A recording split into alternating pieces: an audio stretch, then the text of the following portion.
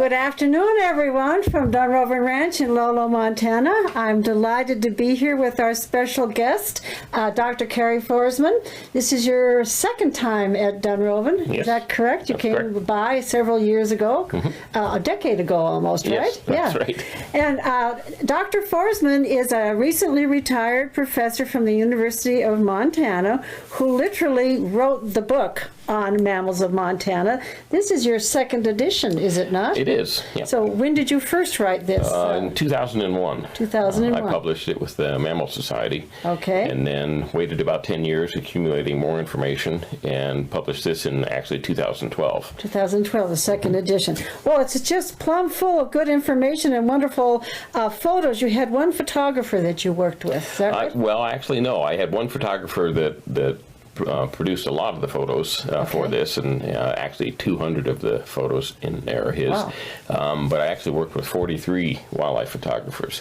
So I have over 500 pictures in the book. Again, compilation of 43 professional wildlife photographers. Great. So. Well, it's a terrific book. And one of the things you may be noticing here on our desk between Carrie and I is a brown bear skull from Alaska. Brown bear and a grizzly bear are the same species.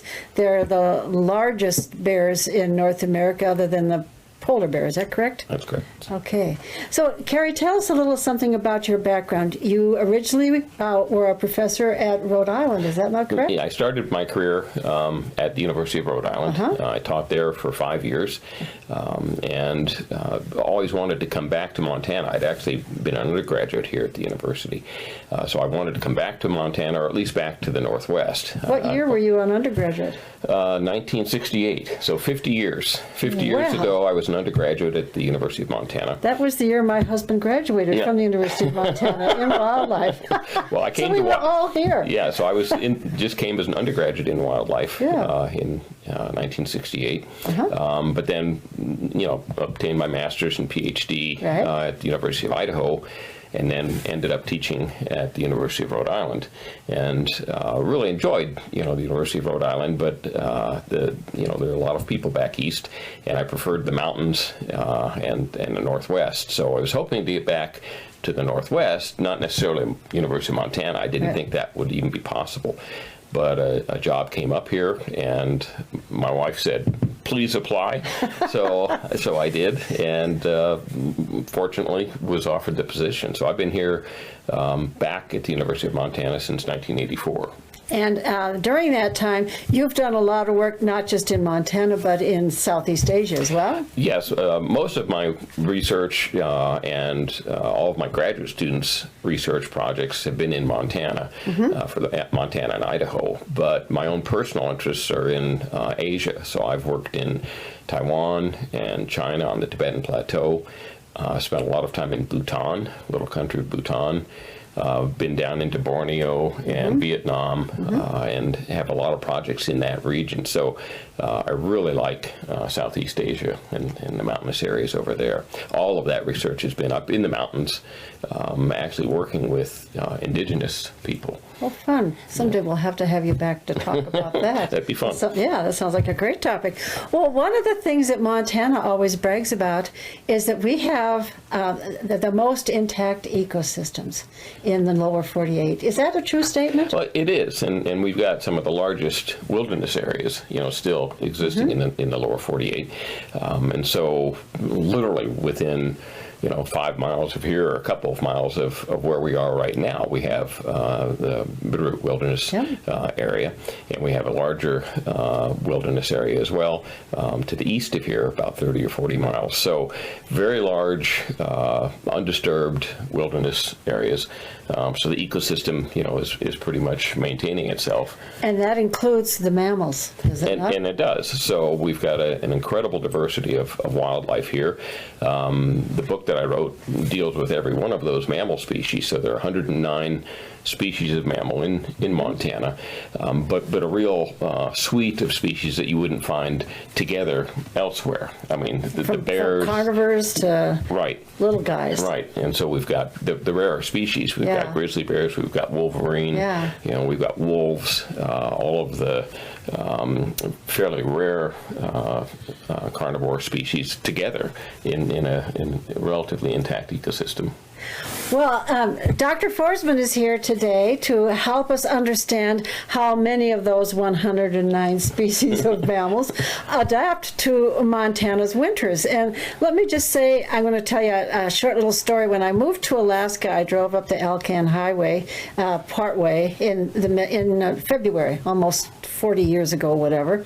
And when I came to the Alaska border, there was a sign that said, "Welcome to Alaska," and it said, "People say bad things about the weather, but it's no worse than Montana." That's that was on the sign. And indeed, Montana can have really extreme weather conditions. Yes, it can. I mean, I think it has the lower 48 record for low, and the largest difference between the high and the low. I mean, Montana's winters can be just brutal.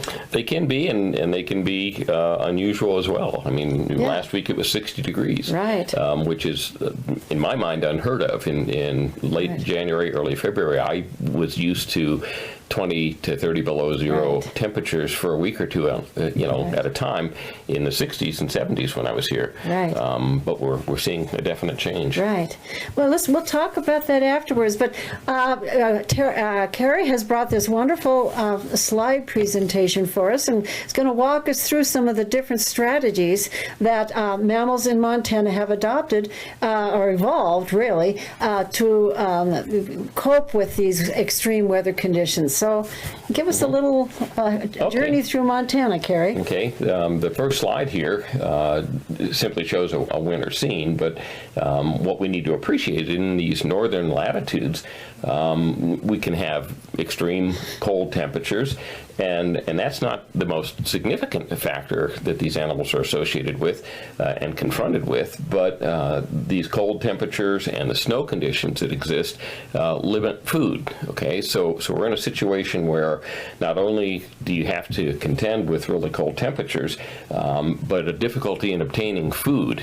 And what we'll look at here are different strategies that a suite of mammals in Montana have evolved to cope with these conditions. In other words, we have everything from shrews and mice and small chipmunks up to grizzly bears and moose and bighorn sheep, and they all eat different things, and they all have to adopt strategies to handle these extreme conditions and lack of food. So what we're going to look at is it depends upon not only your body size, but what you eat that determines what strategy you adopt for these winter conditions. And there are three different strategies that I wanted to just mention for how these animals handle these different conditions. A lot of species are larger, like the mountain goat and the deer that you see here, and even red fox and pine marten or American marten. A lot of them don't move. They want to stay where they're at, okay, even when it becomes cold and food starts to become limiting. So in other words, they're here, they're active throughout the winter, and they have to find food.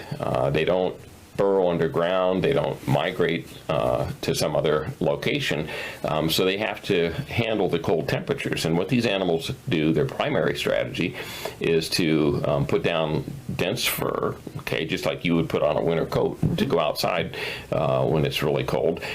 They recognize that the temperatures are going to get colder and colder, and they increase the fur layer that they have to give them that type of insulation. So that offsets the cold temperatures, but what they then have to do is find food. And they're not migrating, so they're not going to an area that may have more food supplies, so they have to develop strategies to dig under the snow to find food, or like a red fox is able to hear mice and voles under the snow layer. They can actually hear through several feet of snow, and they will pounce into the snow where they can hear a small rodent. These are the foxes, of course, are carnivores, so they're eating mice and voles that might be active under the snow, and they've adopted strategies to find the food. So food is more of a challenge, but it's available if you know how to get it. So there's one strategy is simply deal with the cold temperatures and remain active and find food. Another strategy, I should mention, these animals are homeothermic, and this is a fancy term. It simply means they maintain a normal body temperature. I mean, your temperature and mine are around 98, 99 degrees Fahrenheit, which is true of all of these animals. Their temperatures are 98 to maybe 100 degrees Fahrenheit, very similar to ours. And it doesn't change, okay? So when it gets cold outside, they still maintain that warm temperature. But the only way they can do that is to eat a lot of food and use metabolism to maintain their heat. And we call this homeothermic, just a fancy term for maintaining a constant body temperature. Our viewers are kind of used to that a little bit because we feed our horses more hay when it's cold. They don't have a barn, they're not indoors, but they have to create that energy through food. Right, they need a good food source, and these animals have to find it, okay, because they're here and they're not going anywhere. A second strategy is, again, you're a little bit larger for the most part. You want to maintain your activity throughout the winter, but rather than put up with the extreme temperatures or possibly lack of foods, they tend to migrate to a different region where there may be more food. We'll have some species like the pronghorn and the caribou. You can see these animals in the winter. They will stay here in the winter, but quite often they'll migrate from an area with very deep snow to an area of lower level snow, so they have easier chance of finding food. So they migrate, okay? Some of these animals may migrate several hundred miles, okay, or more to find adequate food supplies. So they don't have to stay in one place like a mountain goat or a bighorn sheep might do. And there are other species that are an interesting part of the equation. Some of these very small species, like the bats, will migrate to a warmer temperature, okay? They can do that, of course, because they can fly. So, they don't have to try to walk, 50 miles or 100 miles or like a small mammal might. A fox would have difficulty migrating hundreds of miles, and chipmunks and ground squirrels, couldn't do that.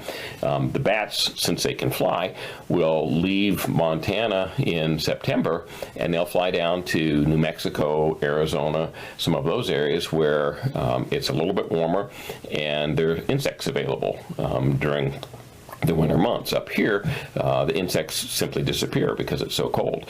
So some of the bats that we have, and I'll show you that example, some of the bats stay here and overwinter in caves, but other species will migrate and go south where there's food supplies. These species that migrate, okay, are also homeothermic. Okay, so again, they're not changing their body temperature. They're recognizing that they want to remain active, and they have to do so by moving to an area that has a larger food supply. I've been told, or I've read, that the migration of the pronghorn antelope in the Wyoming area is the largest North American migration of mammals. Is that correct? It is. And how far? Largest for the lower 48. Lower 48, okay, I mean, the caribou have a much larger migration in North America. Right. Okay, so in British Columbia and up into Alaska, the caribou would move much further. But in the lower 48, the pronghorn migrates in Wyoming. Well, it could be a couple of hundred miles. There's a migration in Montana. I mean, Wyoming's is between the national park, Grand Teton National Park, and south of there. In Montana, they migrate from Saskatchewan, in Canada, province in Canada, southward into central Montana or southern Montana. So the migrations of pronghorn in this state are a couple of hundred miles. Wow. Wow. Well, that makes sense. Yep. Yeah. I mean, I would think, let me ask you this too. One of the conditions about snow, of course, is wind can encrust it and can make it even more difficult. So is part of that migration to go to places that would be more sheltered, more... It can be. I mean, all these animals, the larger animals like caribou and pronghorn, actually can break through the snow. Okay, they'll break through this crust. If it's too deep and too hard, they'll have to move. But they have sharp hooves and a strategy of breaking that crust to get to grass. Thank you. And the last strategy, I mean, there's three different ones really. The last strategy is recognizing that the food supplies simply aren't available. Okay, there's not enough food to get you through the winter. And so what these animals do is to hibernate. They decide ahead of time in the summer months, in July, August, into early September. These animals recognize, and it'd be an interesting topic to discuss later, these animals recognize that the temperatures are going to get colder and colder, and that food is going to simply disappear. There's not going to be food available. And so what these animals do is eat as much as they possibly can in the mid to latter part of the summer into the fall, and lay down as much fat in their bodies as they can. I mean, some of these animals will double their size in body weight. Okay, a marmot may put down 10 pounds, 10, 15 pounds, 20 pounds of fat, and inside, their bodies get very, very large, and then go underground to hibernate. And what they do here, and the term for this is heterothermic. And what that means is that they're able to adjust their body temperature rather than try to maintain a high body temperature like mules and horses and these wild animals do. They recognize that food is limited. They're not going to be able to get any food for the next 6 or 7 months. And by storing large amounts of fat, they've got an internal food supply that they can draw upon. But that's limited. Okay, you only have so much fat to live on for the next 6 months. Okay, some animals hibernate for 9 months. So you have to live on your stored fats for that period of time. And the best way to do that is to reduce your body temperature, reduce your energetic demands, so that you have more food available to maintain yourself. So what these animals do, it's called hibernation.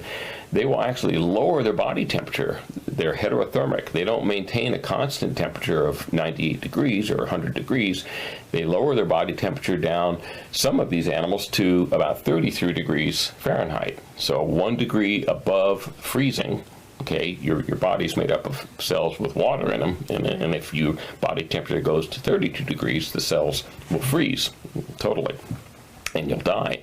So, but you can lower your body temperature down to 33 degrees and maintain cell activity. But when your body temperature is that low, you're not active at all. Okay, so these animals actually will go down underground into a nice burrow system, which gives them insulation from the colder temperatures. But they're still exposed to very, very cold temperatures underground because of the frost layer. And so they will lower their body temperature down to get as close as they can to what the ambient temperatures are. Okay, and that allows them to remain alive. But recognize this, I mean, if we're sitting in a room and our body temperature is 98 degrees, and this room temperature is probably 70, okay, which means we're warmer than the room here. We're losing heat to the room. We're 20, 30 degrees warmer than this room, so we're radiating heat out into the room. If we lowered our body temperature to 70 degrees, we can't do that. But if we could lower our body temperature to 70 degrees, then we wouldn't lose any heat to the room, because the room is 70 degrees, which means we don't have to burn up fat to maintain a temperature that's warmer than the environment. So these animals lower their body temperature and then don't have to produce much heat to stay alive.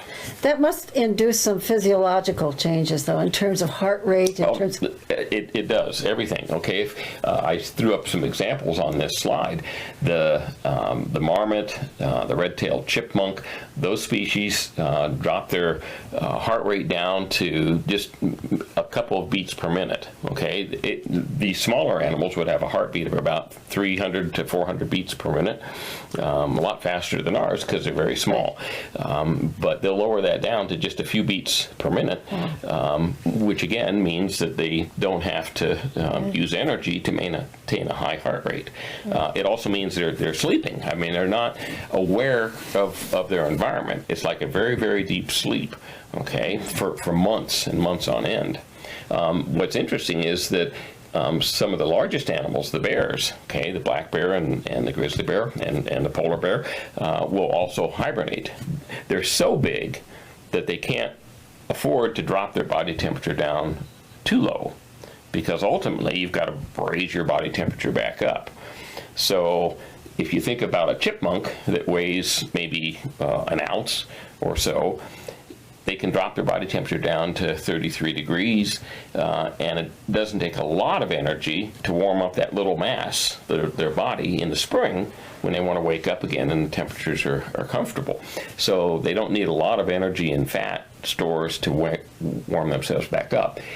The grizzly bear will hibernate, but it only lowers its body temperature about 8 to 10 degrees. So its temperature is normally 98 or so. It may lower its body temperature down to about 90 degrees. And it doesn't sound like very much, but that's enough with a body mass of, 400, 500, 600, 800,000 pounds. Right. And in the spring, they only have to warm themselves up, 8 or 9 degrees. Right. And if you've got, an 800-pound bear and you're trying to warm up 800 pounds of body mass, 8 or 10 degrees, that's very difficult. Or it's not as difficult as it is, if your body temperature is much lower. So those animals do hibernate, which saves them energy. They've stored a lot of fat to be able to do that, but they're also not in as deep a sleep as the smaller animals. So I was just going to ask that. Yeah, so they know what's going on. I mean, if you climb into a den with a hibernating black bear, he'll look at you. Yeah. And in a couple of minutes will wake up enough to react to you. And you've done that, have you? Well, no. My husband has. Yes, I would like to. But it's, you can go in easily. Now you can go in and take a blood sample or check a radio collar or something like that in those bears, because they're lethargic. Okay, they're not completely asleep. They're lethargic and they'll look at you. But if you give them enough time, I mean, if you're in there and you're working and you're bumping around, eventually they're going to decide I'm going to warm up and figure what this threat is and deal with it. But so there are different strategies, but these animals are capable of doing that. What's interesting, I showed a bat picture here, and I told you that some of our bats, in Montana, we have 15 species of bat. Half of those, 7 to 8 species, stay in Montana. They don't migrate, okay? And there are no insects for them to eat. They strictly eat insects, insectivorous. So since they're not able to eat any insects during the winter, they go into the caves here in Montana and hibernate, okay? They've stored some fat, and they're small mammals. They're really quite small. But the cave systems are about 40 degrees temperature. So they can lower their body temperature down to 40 degrees from 98 degrees or 100 degrees. They'll lower their body temperature to 40 degrees and spend the winter in hibernation here. The other 7 or 8 species, they're difficult to study, so we don't have information on all of them. The other half of our bat species migrate south, okay, so that they don't have to hibernate. And they'll go down, as I said, into the southern part of the United States, and they actually can go through what we call a daily torpor. So they can find insects, in the early evening down there and be active during the winter, but when it starts to cool off, I mean, the deserts get very cold too, so when it starts to cool off, they'll go back into their cave system and hibernate for the night, just for the night, okay, or the rest of that day, and then come back out the next time. And if it gets really cold for a week or something, they'll just hibernate for the week. So they're real flexible in responding to temperatures. Yeah. So are these the same caves? I mean, the ones that stay in Montana, they hibernate in the caves that they use as well in the summer. Same place. Same stay place. Right in place. And they're very selective. So they have chosen caves that have the right temperature conditions. Not every cave is made the same. Right. Some may have too much airflow. Right. And so they... So it's kind of a constant temperature. Right. And they partition the use of the cave depending upon whether males or females, because the females quite often are pregnant and they want to stay in a warmer portion of the cave, and the males don't have that concern, so they will find a deeper portion of the cave that may be colder, several degrees colder. And so they are actually partitioning the space inside the cave based upon their sex. I can see that we're going to have you back for a session on bats alone. We have bats, and I don't know how to attract them, or I'd love to get a web camera so people could see bats. They're such interesting creatures. Yep. You'll have to help me do that. I sit on my porch at night here, just a few miles from where we are, and watch bats at night. And they have bat detectors, so I can watch them on my porch, flying around. We got to get you back. All right. Well, let me continue here. Yeah, that's right. And so, we have these 3 different strategies, and each one requires modifications. Over evolution, these animals have changed their anatomy.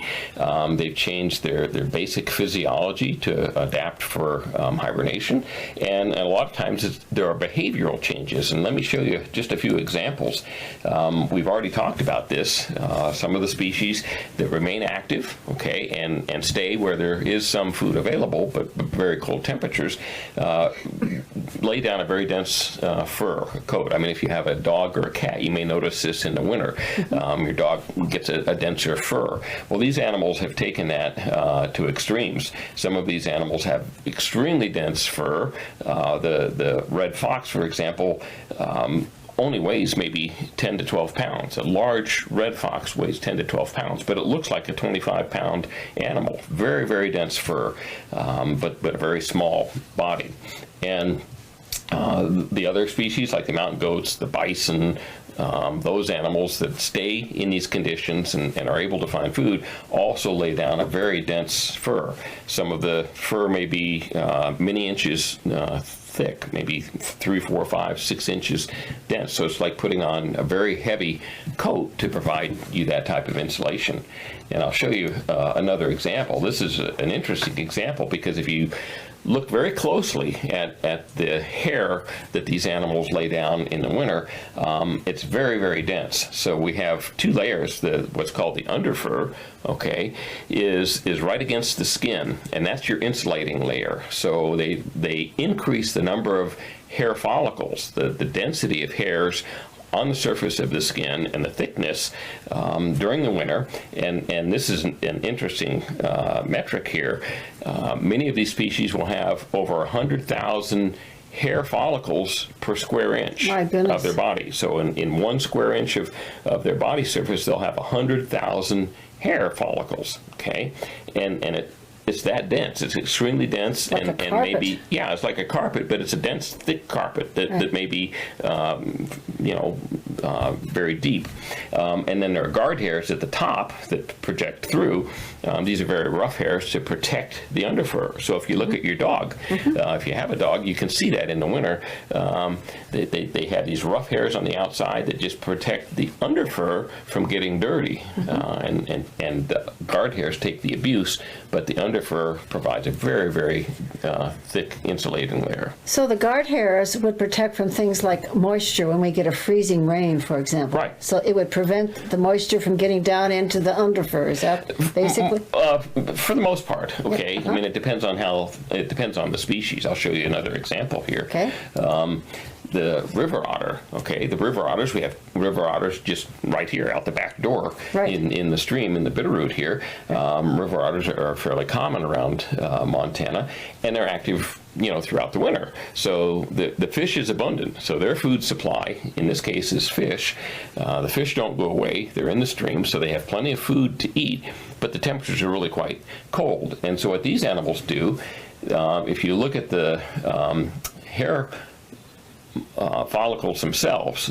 On the picture on the upper left here, the hair is not only dense, but it has a funny pattern to it. It's interlocking. This is the picture here is an electron micrograph, so it's very, very magnified. This is a 50 micron bar here. So it's an extreme close-up of the hairs on this animal, and these funny little barbs here are actually used to interlock the hair.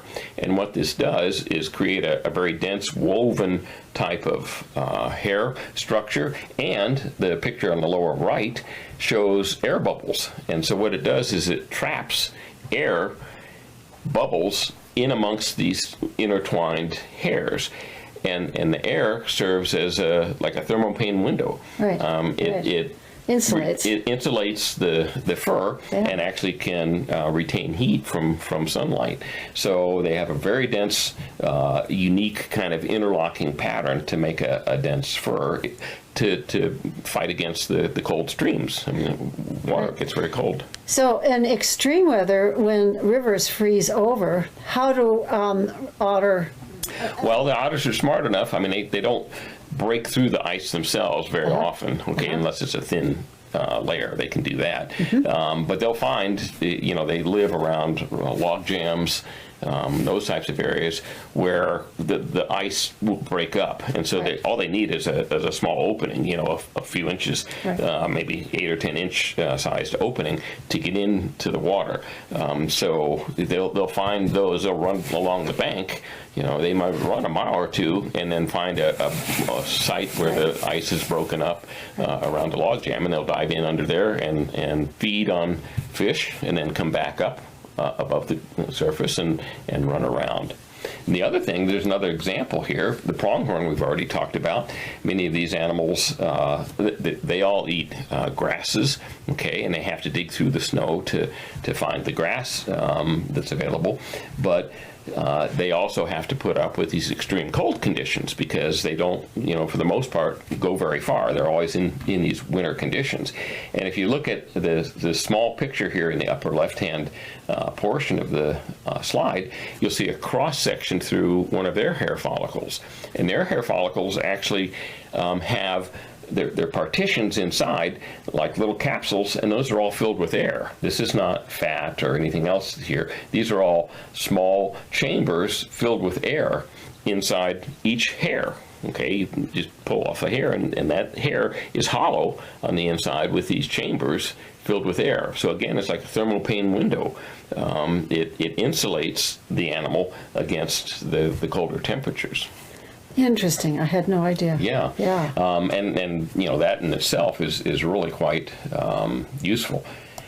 And then the other, those are kind of anatomical structures. Here's a couple of examples of behavioral modifications to handle colder temperatures. If you look at the picture here of the long-tailed weasel and the bushy-tailed wood rat, the animals at the top are normal, running around, but if you look at their body, they are long and small, and they have a lot of surface area. The longer the structure is, the more surface area that's exposed to cold temperatures. And so remember, you're trying to maintain a normal body temperature. These animals are homeothermic, so the weasels don't hibernate. They're active throughout the winter. Their body temperature is 100 degrees Fahrenheit, close to what ours is. But because of their shape, they're losing a huge amount of heat to the environment, because their surface area is so large. But what these animals do when they sleep, or when it gets very cold, they'll roll up into a ball, and you look at the bushy-tailed wood rat. It's a sphere, They'll tuck themselves up, roll up tightly into a ball, which reduces the overall surface area. I mean, my hand here has a huge surface area, but if I ball it up like this, the actual surface area where heat is being lost to the environment is less. So rather than spend their life like this when it gets really cold, at night when they sleep, they ball up to maintain as much heat as possible. Another behavior, if you look at the muskrats on the right-hand side here, This was actually a study that was done, and in the bottom picture of the muskrats there, it was warm, and they're all sitting there in a cage, okay, in a warmer condition. But as you reduce the temperature, as you made it colder and colder, they form into a ball. Behaviorally, they get on top of one another and cluster together, and so as a group, their surface area exposed is much less. So in this case, the belly of this animal is warm because it's up against the other animals, and so they change positions. The picture of the bats here, they do the same thing. They huddle together into a mass, which decreases the overall surface area of the group, and they behaviorally change positions. So, it's my turn to be in the middle and be nice and snug and warm with everybody surrounding me, and maybe 20 minutes later, this one will move out to the edge, and one on the edge that's been kind of, half its body is exposed to the colder temperatures, will move into the middle of the mass and become much warmer. So there are a lot of behavioral changes that allow these animals to handle the colder conditions. And then the last example that we'll use this morning has to do with, or this afternoon, I guess, has to do with the ability to build a structure, a home, a system of passages underground to use the ground as an insulating barrier. Beavers are a nice example for this. They build a house, of course, a beaver lodge, and the lodge is so thick, and the walls are thick with trees and branches, and the inside chamber where the beavers actually live is small. Okay, it'll accommodate 4, 5, or 6 beaver, but it may not be more than just 3 or 4 feet across and a few feet high, and so they will live inside this chamber. Their own body heat keeps that chamber nice and warm. It's like being in a small, room, in a very small room, and your body heat can heat the environment around you. So you're not losing that heat.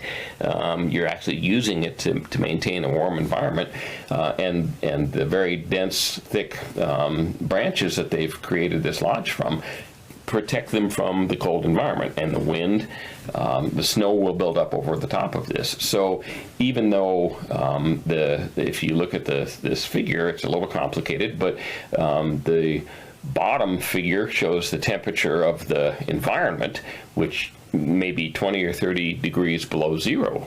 Okay, 40 degrees below zero with the wind and the cold temperatures. So outside, it may be 30 to 40 degrees below zero, but inside, the top portion of this figure, the inside are temperatures inside the lodge, and it can be up to 85 degrees. Oh my.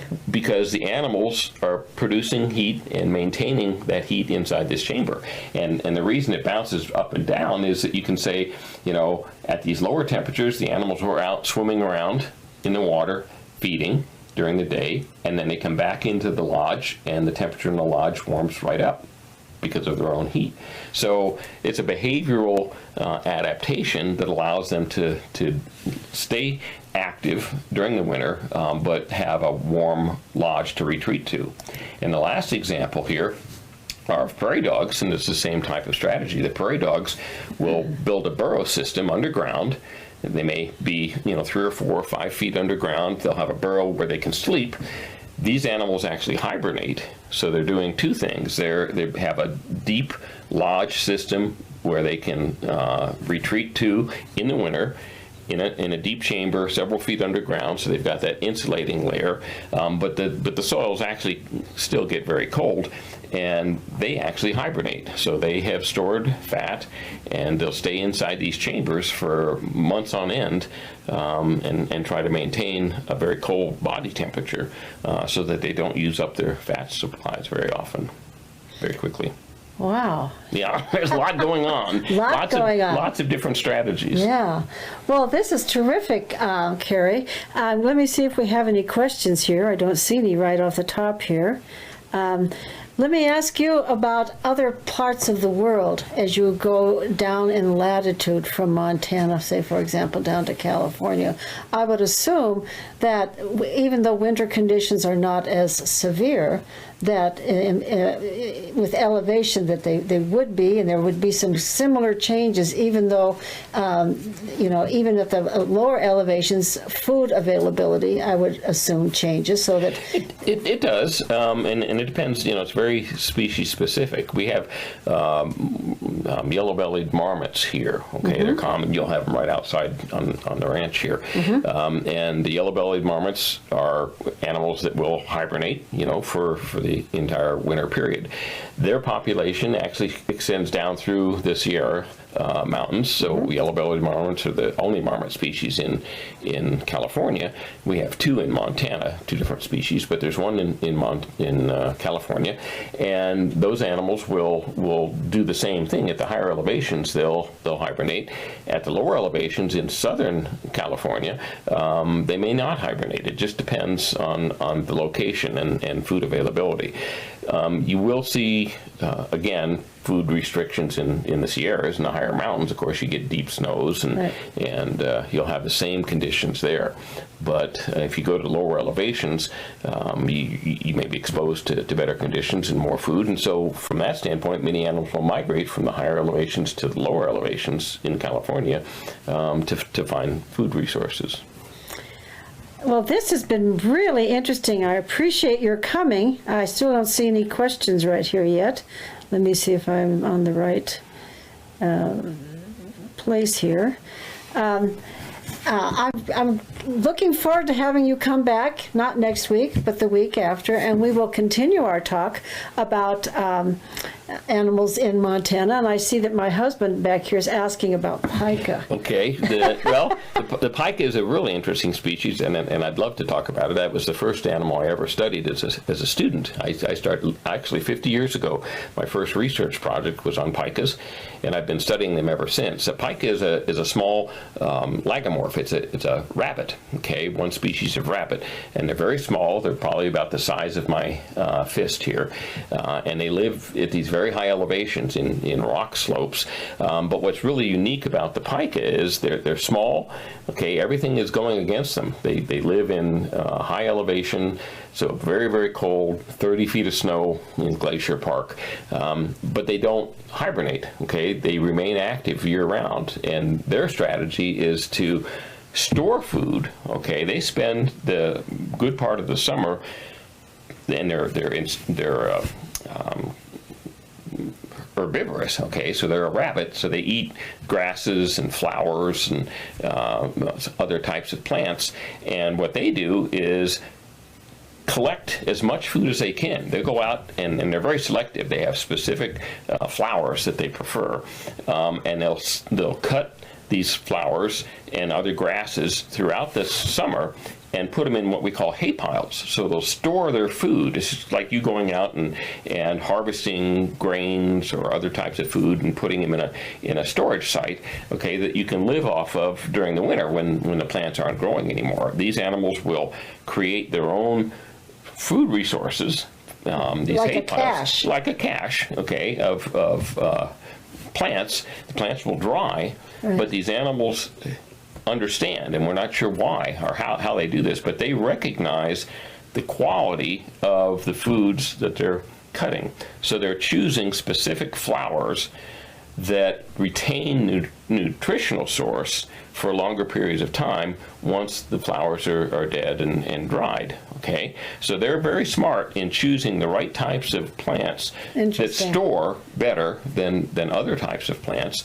And all winter long, they live under 30 feet of snow in the rock field, okay, so it's a boulder field, right, and they can run between hay piles. They'll have maybe 3 or 4 hay piles. Some of these can be 5 feet wide and 2 or 3 feet deep because they've spent all summer mouth by mouth bringing these foods back and putting them in a big pile. And then all winter long, they can go to those as a pantry and just retrieve food. Do they do this as an individual or as a community? As an individual, okay? As an individual. And yeah, so each individual, they have their own home range, so they're protective. Right. Okay? Right. So when mom has kids, she kicks them out, in the middle of the summer, right. and they're on their own. Right. And then each individual has to carve out their own territory, their own home, and develop their own food resources. And what's interesting, we're starting to learn now, and we've had students studying this, we're starting to learn now that pikas are pretty aggressive. They're little bunnies, okay, but they're pretty aggressive, and they will steal each other's food in these hay piles. I mean, Wow. they're protective, but, you can only be in one place at one time, and your neighbor may be running out of food, and he'll sneak over and grab food out of your hay pile and run back to his. Right.